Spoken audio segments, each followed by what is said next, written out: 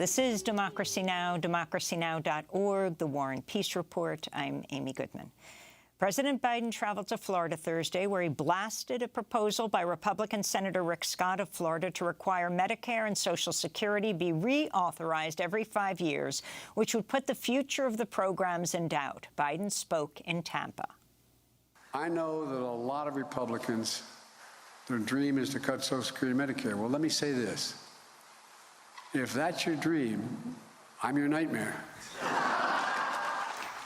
Biden also focused on the future of Medicare and Social Security during his State of the Union Tuesday night.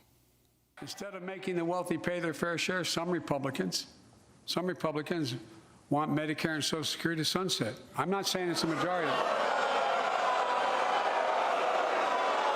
Let me give you, anybody who doubts it, contact my office. I'll give you a copy. I'll give you a copy of the proposal.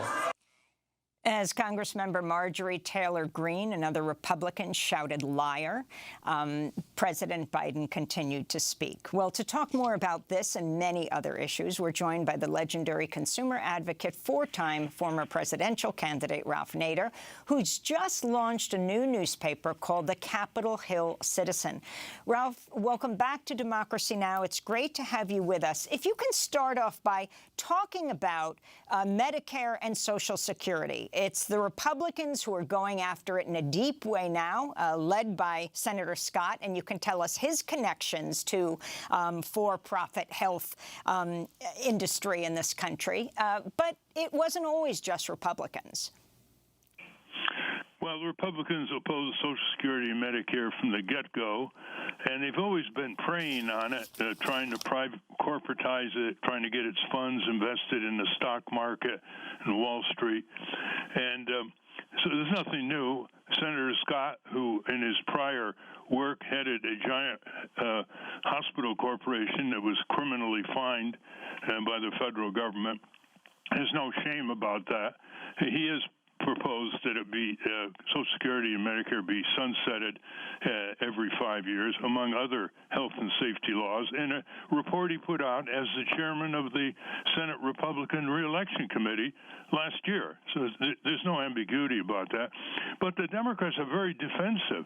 For example, the real problem with Medicare is being corporatized with the assistance of the AFL and AARP.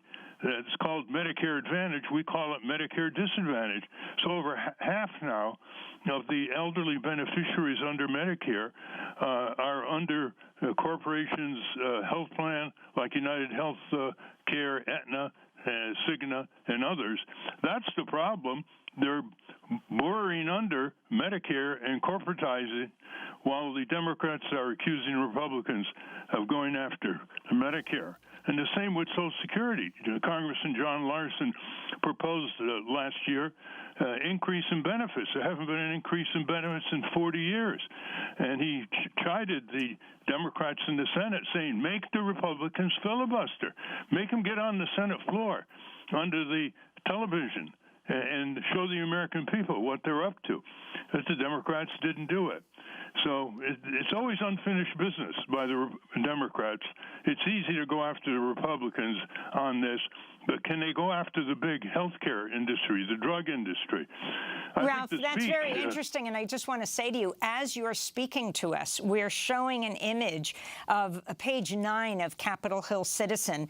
Medicare for all is the answer, but Bernie Sanders backs away, you write, or the staff writes. And it says, AFL-CIO, AARP, push Medicare DisAdvantage. Explain. Yes, this is the program supported, I might add, by both Republicans and Democrats in recent years in Congress, under the alleged claim of greater efficiency, to let contracts be given by Medicare to the large health insurance companies, as I mentioned, United Health Care, Aetna, and they take control.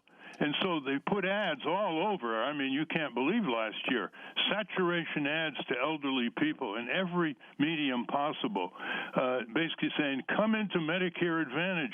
You can get gym privileges, etc.